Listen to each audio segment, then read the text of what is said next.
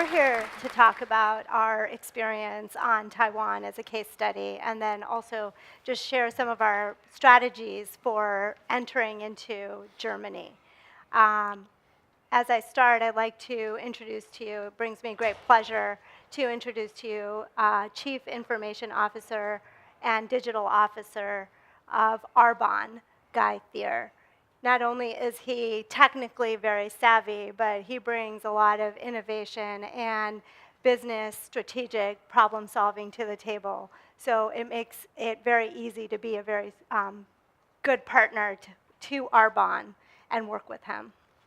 And you are Arusha Goyal, CEO of Goyal Consulting Group, who was very instrumental in our launch of Taiwan and a few other countries, and is instrumental in our European expansion plans. So with that, thank you very much for that introduction. We wanted to start by giving you a brief introduction or overview of what Arbonne does, because I think having a little background on Arbonne and the industry would be helpful to the conversation. So Arbonne manufactures and sells nutrition, skin care, and cosmetics. And the differentiating point of it is it's bio-based. There's an extreme emphasis on ingredient policy to keep it as pure as possible but still be effective. Our business model is a direct selling business model. So that's where we have independent consultants who are around the globe selling our products directly to their consumers. So, go ahead. So thanks for that, Guy. I think with that then, Taiwan for Arbonne was the 7th international country that Arbonne entered into, but was the first Asian country for Arbonne. So with that, Guy, can you share a little bit on what it took for the enterprise to enter into Taiwan and the transformation and readiness that had to occur for Arbonne? So one of the reasons I was brought to Arbonne was to help the organization get ready to grow, both in the existing countries, but primarily to expand internationally. In order to accommodate that, we had to replace virtually everything. All technology platforms were replaced and upgraded so that we could move to more third-party software that was built to support expansion. Along with the technology, we had to create processes where we could develop products both for the global marketplace and local for specific needs of specific markets. So once we had processes and tools in place, then of course we needed the right people. So we started to bring in people to help us expand internationally, one of which is in the audience. You guys can all guess which one that is. And then of course we brought in Arusha, who was a key person to help us do the expansion. So once we had platforms in place, we had the right people on board, we had some processes developed, then we had to pick the right market. So if you could talk about why we chose Taiwan and what was so great about Taiwan for us to launch in. So as I said, for Arbonne, Taiwan was the 7th country that Arbonne went into, but it was the first Asian market for Arbonne. It was very important for Arbonne to go into Asia because they hadn't previously been into Asia. So they chose Taiwan for many factors. Taiwan has a population of nearly 24 million. And if you think about it, it's the same population or similar population to Australia, which Arbonne exists in currently, had already existed in for 7+ years. And not only is Taiwan a very, very interesting direct selling market, it's the 11th largest direct selling market in the industry. So it's, again, a very interesting place. It's also a very open market. So it's friendly, it's open and welcoming to new companies and organizations wanting to come and do business in their country. According to the IMF, they're the 18th largest economy in the world, and according to WTO, they are the 20th largest trading economy in the world. So again, very favorable metrics for why Taiwan was selected. And last but not least, certainly, it's a very forgiving market. So for Arbonne, going into Asia is very important. They wanted to do it, and they continue to look at other Asian countries. But for them to take their first step, they wanted to look at all these parameters and knowing that it's possible when you enter a market you make some mistakes and it's a little bit more forgiving than potentially some other Asian countries. So for that reason, Taiwan was a very good selection for Arbonne. So I talked about replacing all of Arbonne's technology, but we were an e-commerce company. So that's what we built. We built a strong e-commerce platform to grow on exponentially and internationally. Arusha comes along and says, hey, in Taiwan, you have a physical presence, so you need a store. I'm like, I didn't build a store system. I built an e-commerce system. Oh, and also you need a physical signature in some of your workflows. I'm like, okay, well, that doesn't work on an e-commerce system. So we had to take a step back and develop more applications to support a physical location, essentially a storefront where about half our sales are accounted for, and have a workflow which allowed for a physical signature of people that may or may not come into the store. Additionally, it allowed a little bit of creativity in the creation of interactive tools for use in the store. We have an interactive display where people can come and learn about Arbonne. It's a big touch screen. So that was some new technology we got to put in place. The store turned out beautiful. Feng Shui was a big focus. I think we pulled that off well. So we launched with yet another kind of technology platform in a new business model, in a new market that doesn't speak English. Some of the other things that we ran into were in Taiwan, you have to send every transaction to the Taiwanese government for this thing called GUI. So it's in order to make sure the government collects all of its taxes. If you send a receipt in, you're entered into a lottery, and you, once in a while, every quarter or so, someone wins the lottery from those receipts. So again, it was a significant change to what the technology platform was that we had implemented. So I think there was also an interesting challenge with our launch at, I think it was the bane of your existence for a few months, if you could talk about that. So, as Guy alluded, right, there's a lot of challenges in system and processes, also with the documentation that existed, and every content piece was in predominantly English up until this point. Having to translate every single piece of information that would be coming into the consumer's hands was something that was definitely underestimated, from business collateral just to warm up the market, to marketing collateral, to legal forms, to web content, to just all the invoices.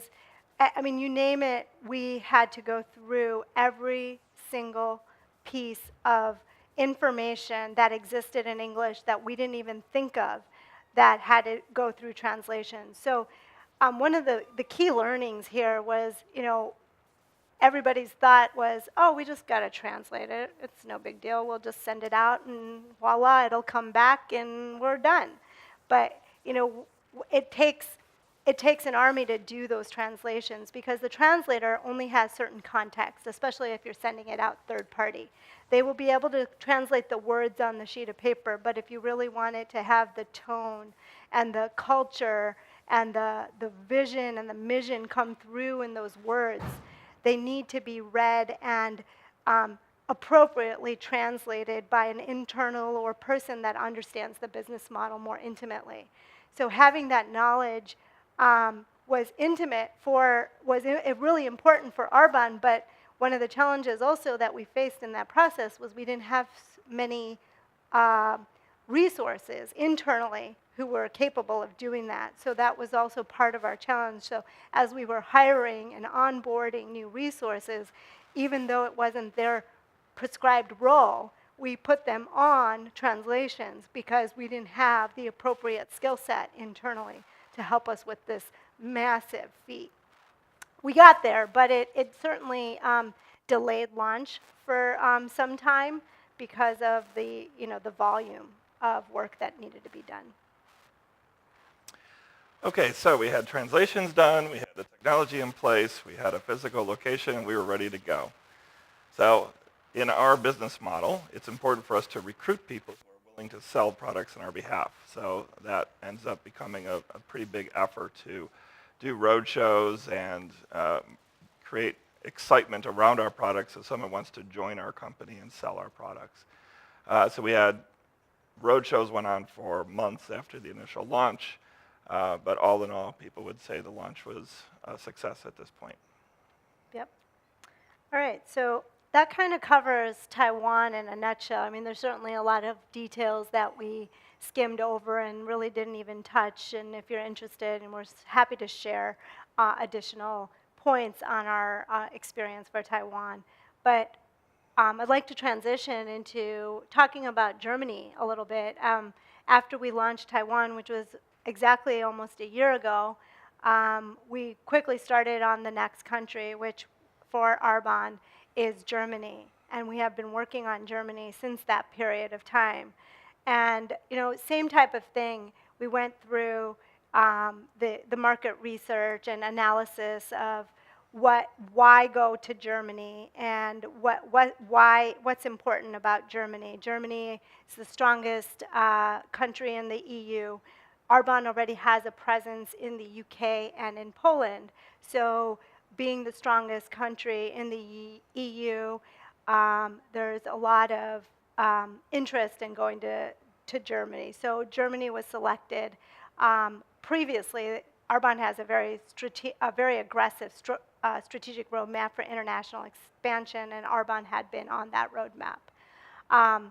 Again, similar challenges that we experienced in Taiwan we are facing with Germany as well. So from a system and enterprise perspective, Guy, do you want to share some of those aspects that we're encountering? Yeah, so the first obstacle that we had to deal with is this concept of GDPR, where the privacy regulations in Germany are much more stringent than they are in every other country we're doing business.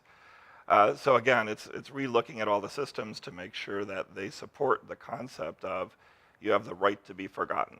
Okay, well, what does that really mean? And how do I make sure every system forgets who you are if necessary? You have the right to take your transaction history with you.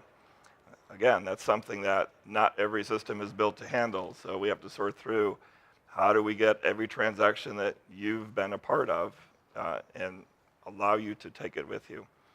And the thing that's, again, a little different about our business models, we have essentially non-employees selling our products.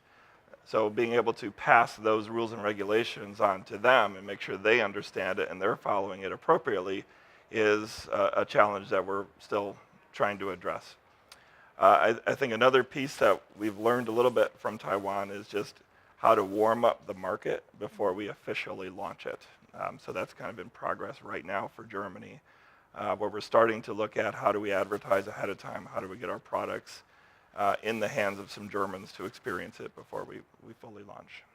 So on that note, on products, right? So Germany is a little bit more strict. While, like I said, Taiwan was very warm and welcoming and a little bit more forgiving, Germany not so much. So for Taiwan, we launched roughly 27 products initially to start, and then about 6 months later, we launched 80 plus more products just because of the timing and wanting to get the market warmed up, as Guy alluded to. However, for Germany, what we're planning is a scaled-down version of products to launch with, and it'll be predominantly skincare and cosmetics because the regulations are much more strict on the nutritional products, so we'll need a little bit more time to meet those regulations and be compliant in order to launch them successfully.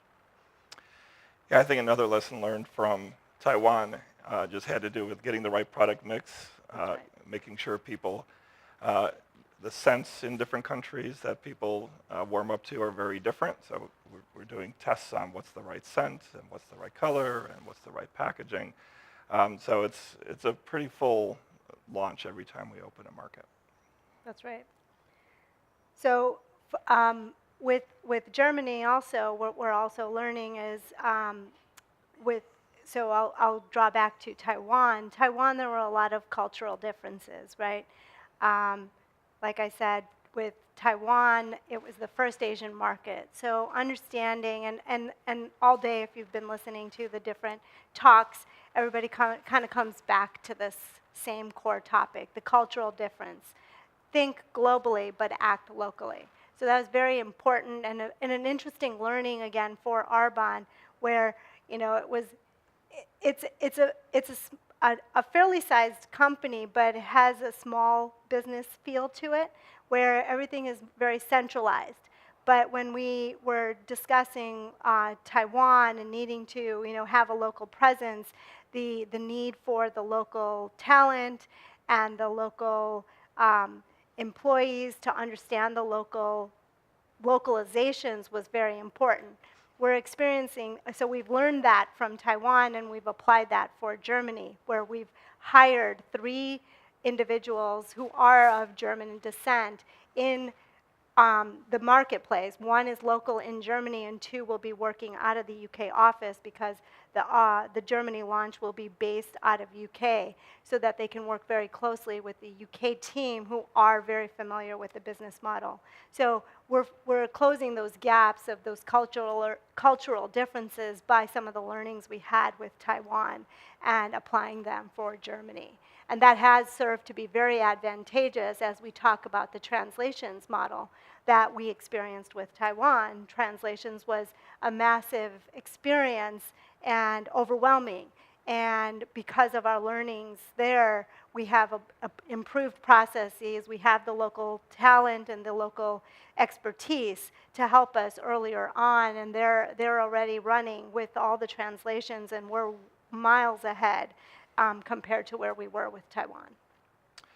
Yeah, and before I arrived at Arbonne hadn't opened a new country in, I think, 6 years. That's right. And in the last 3 years, we've opened 4, and we're due to open another 7 next year. So we're starting to get our legs underneath us and how to do this and how to do it quickly and successfully. Yep. So, our learnings to go into international markets, Taiwan was a big initiative. It was like starting a new company from scratch. But with Germany, we're taking those learnings and doing less, and less is more often.